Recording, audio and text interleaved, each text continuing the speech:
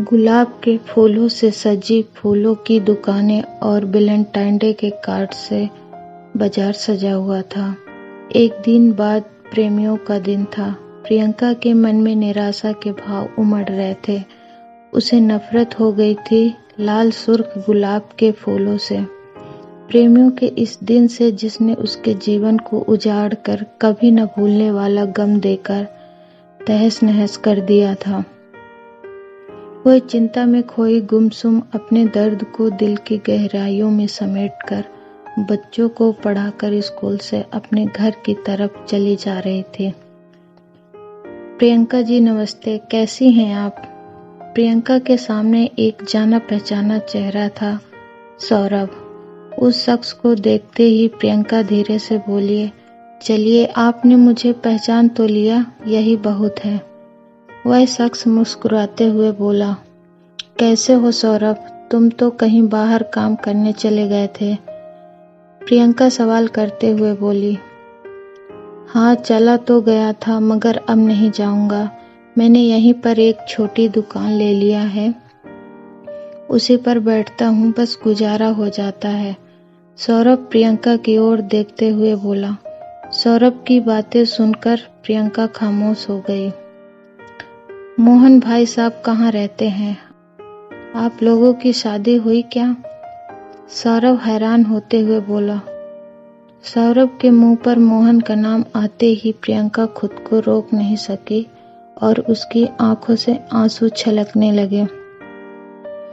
अरे आप रोइए नहीं, यहाँ सड़क पर आपका इस तरह आंसू बहाना शोभा नहीं देता है। मैंने कुछ गलत कह दिया हूँ तो माफी चाहता हूँ। सौरभ प्रियंका के आगे हाथ जोड़कर विनती करते हुए बोला। नहीं सौरभ, तुमने कुछ गलत नहीं कहा, तुम्हें माफी मांगने की कोई जरूरत नहीं है, कहकर प्रियंका अपने आंसू पोंछते हुए तेजी से अपने घर की ओर चलने लगी।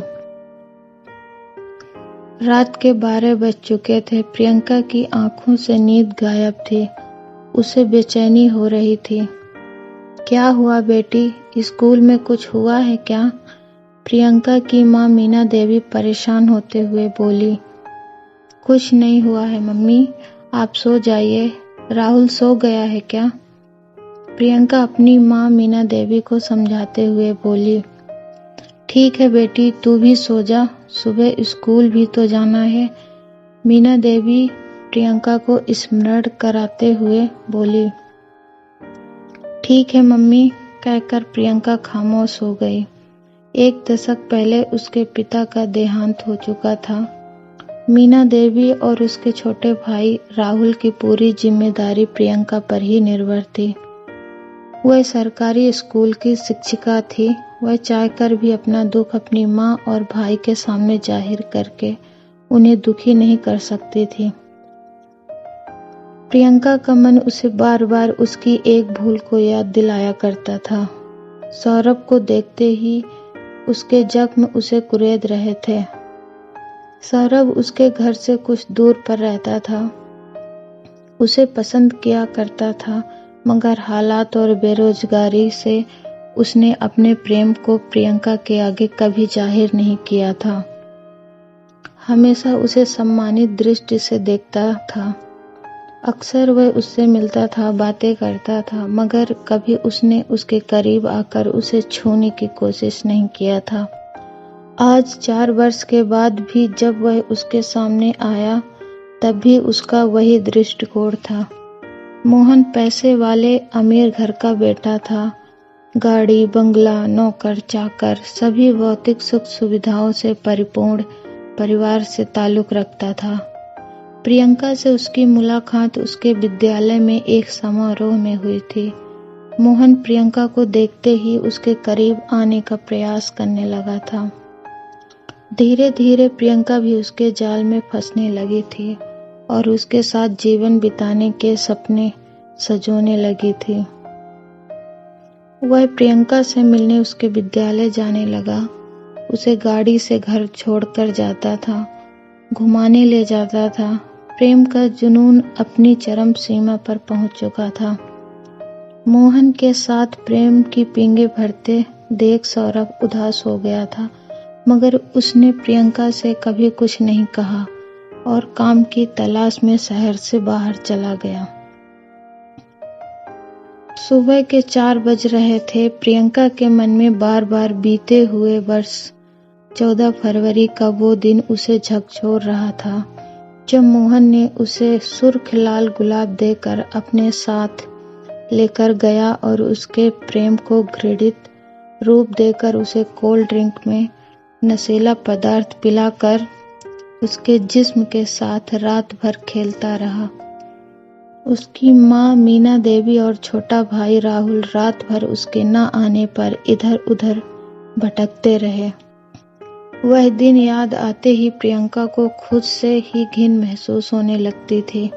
उसके बाद मोहन ने उससे शादी के लिए साफ इनकार कर दिया था।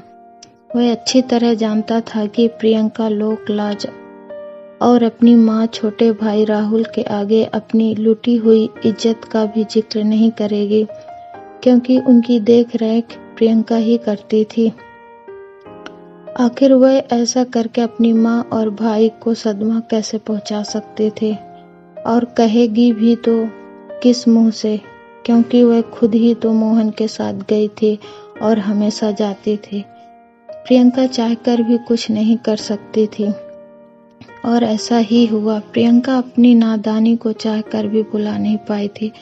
वह घुट घुट कर जी रही थी अपनी माँ और भाई की खुशी के लिए। सुबह के 9 बजे थे। प्रियंका के कदम विद्यालय की ओर बढ़ रहे थे। एकाएक वह चौंक पड़ी। 5 वर्ष पहले जिस जगह सौरभ खड़ा रहता था उसे देखने के लिए, वह आज भी वहीं खड़ा उसके आने का इंतजार कर रहा था। सौरभ, तुम मेरा ही इंतजार कर रहे हो? प्रियंका सौरभ के करीब आकर बोली। हाँ प्रियंका, कहकर सौरभ चुप हो गया। सौरभ, शाम को विद्यालय से छूटने के बाद मैं मंदिर में तुम्हारा इंतजार करूंगी। मुझे तुमसे कुछ कहना है। कहते हुए प्रियंका तेज कदमों से विद्यालय की ओर चल पड़ी। 4 बज रहे थे। प्रियंका स्कूल से सीधे शिव मंदिर की ओर चल पड़ी। मंदिर पर पहुंचते ही उसे हैरानी हो रही थी। सौरभ उससे पहले ही मंदिर पहुंचकर उसकी राह देख रहा था। सौरभ, मैं वह पहले वाली प्रियंका नहीं हूँ। शायद तुम नहीं जानते कि मैं किस तरह घुट घुट कर जी रही हूँ। प्रियंका सौरभ के साथ मंदिर के चबूतरे पर बैठते हुए बोली। बस यही कहना चाहती हूँ प्रियंका, और कुछ नहीं कहोगी? सौरभ प्रियंका को निहारते हुए बोला। तुम नहीं जानते सौरभ कि मेरे साथ क्या हुआ है। मोहन ने मुझे बर्बाद कर दिया है। मैं तुम्हारे लायक नहीं बची हूँ। प्रियंका की आंखें नम होने लगी। मैं सब कुछ जानता हूँ प्रियंका। मैंने कभी तुम्हारे जिस्म से प्रेम नहीं किया। मेरा मन तो सिर्फ तुमसे ही सच्चा प्रेम करता है और हमेशा करेगा। मुझे हर वो बात पता है जिसे तुम अभिशाप समझती हो। एक जानवर के छूने से खुद को हीन मत समझो। मैं जानवर नहीं हूँ प्रियंका। मैं एक इंसान हूँ जो तुमसे मन के सच्ची गहराइयों से प्रेम करता है, ना कि तुम्हारे जिस्म से। कहते हुए सौरभ भावुक हो गया। प्रियंका एकटक सौरभ की ओर देख रही थी। उसकी आंखों में छलकते आंसुओं में खुशियों की झलक साफ दिखाई दे रही थी। चलो प्रियंका, हम दोनों भगवान की शरण में एक दूसरे का साथ कभी जीवन भर ना छोड़ने की शपथ लेकर नए जीवन की शुरुआत करते हैं। हमारे प्रेम का कोई दिन नहीं होगा, ना कोई रात होगी, वह तो हर एक पल में रहेगा। सौरभ और प्रियंका एक दूसरे का हाथ पकड़कर भोलेनाथ की शरण में अपने सच्चे प्रेम को अभिव्यक्त करते हुए भक्ति भाव में लीन हो गए। दोस्तों, आपको ये सच्ची प्रेम कहानी अच्छी लगी होगी।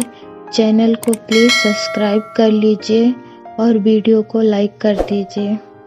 Thank you.